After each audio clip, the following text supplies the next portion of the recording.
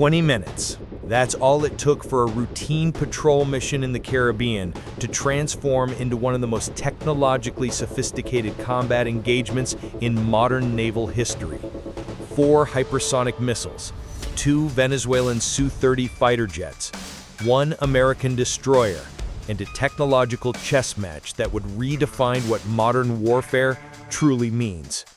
What happened in those breathless minutes didn't just save a ship, it sent shockwaves through military circles worldwide. This is that story. 350 kilometers above Earth, where the atmosphere surrenders to the void of space, a silent guardian maintained its eternal vigil. The KH-11 reconnaissance satellite, America's unblinking eye, was doing what it does best: watching. And on this particular day, it captured something deeply concerning. At Venezuela's La Orchila Air Base, activity surged. The satellite's sensors, powerful enough to read license plates from orbit, recorded every detail with clinical precision. 2 aircraft were being prepared. Not just any aircraft, but Su-30MK2 Flanker G fighters, Russia's formidable 4.5 generation combat jets, each equipped with twin AL-31FP engines capable of executing maneuvers that defy conventional physics. But it wasn't the aircraft themselves that triggered alarms in distant command centers. It was what hung beneath their wings: KH-31 supersonic anti-ship missiles. These weren't training dummies or ceremonial displays. These were live weapons, specifically designed to destroy vessels protected by the world's most advanced defense systems.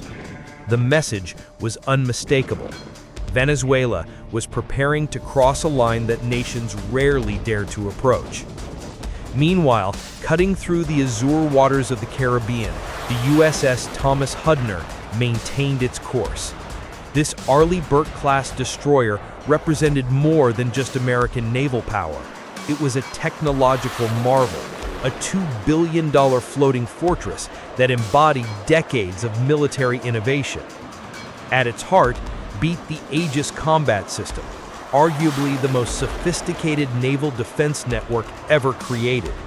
This wasn't merely a ship, it was a mobile command center, a radar installation, and a weapons platform rolled into one impossibly complex machine.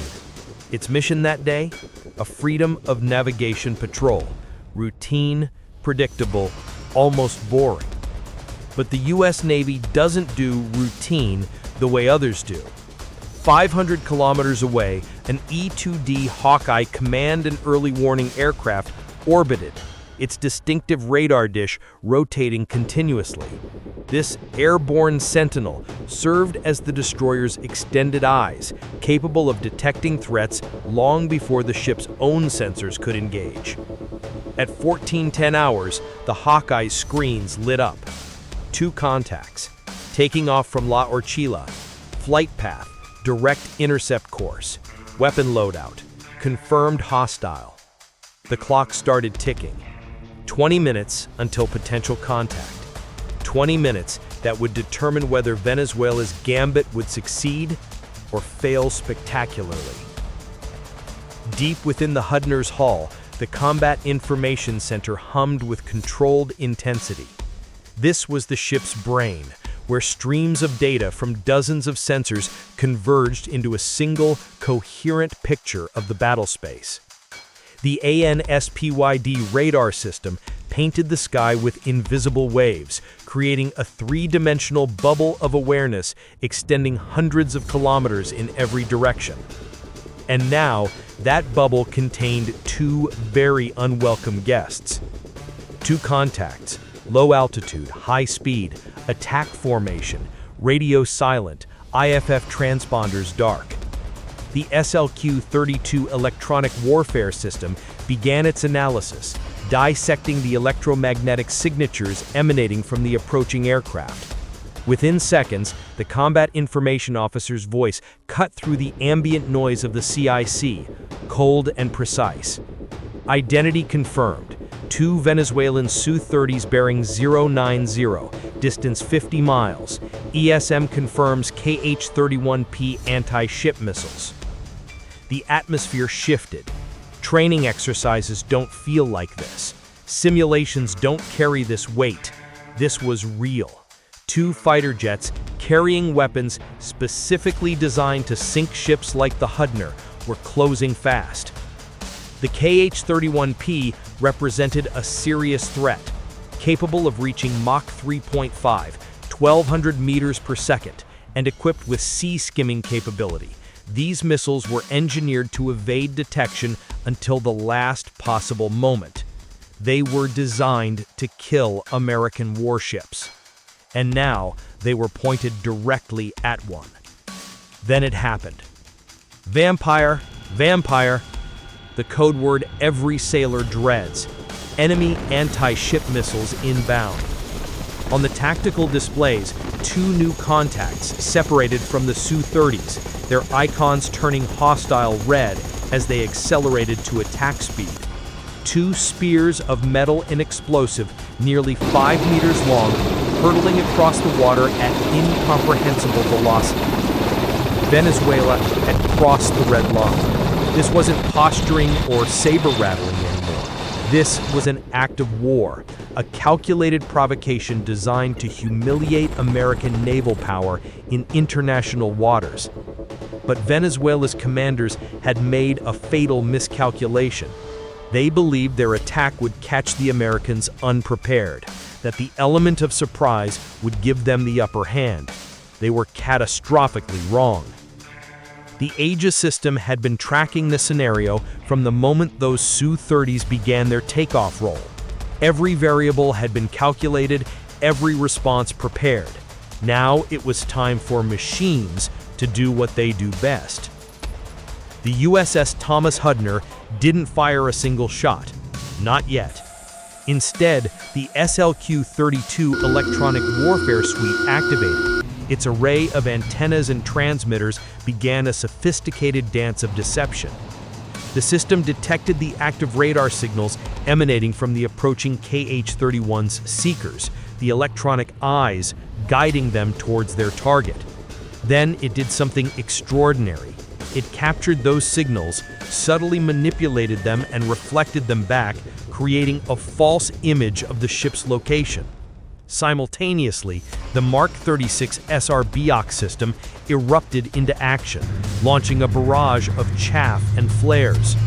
The sky exploded with false targets. Clouds of metallic chaff created massive radar returns. High-temperature flares generated thermal signatures bright enough to blind infrared sensors. The real ship became a ghost, lost in a storm of electronic phantoms. The result was immediate and devastating for Venezuela. One KH-31 missile, its guidance system completely fooled, locked onto a false target. It veered off course, diving toward empty water where it thought the destroyer was located. Seconds later, it impacted the ocean surface kilometers away from its intended victim.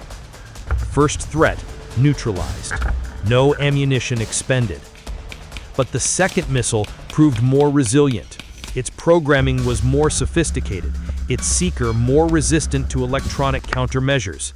It pushed through the invisible wall of deception, though the effort cost it nearly 20% of its energy reserves. It was damaged, confused, but still coming. 25 seconds to impact. 30 kilometers out and closing at Mach 3.5, the second KH-31 entered the engagement envelope of the Hudner's next defense layer. In the Mk-41 vertical launch system on the forward deck, a Standard Missile 6 received its firing solution. This $4 million interceptor represented the cutting edge of missile defense technology, and now it would earn every cent of that price tag.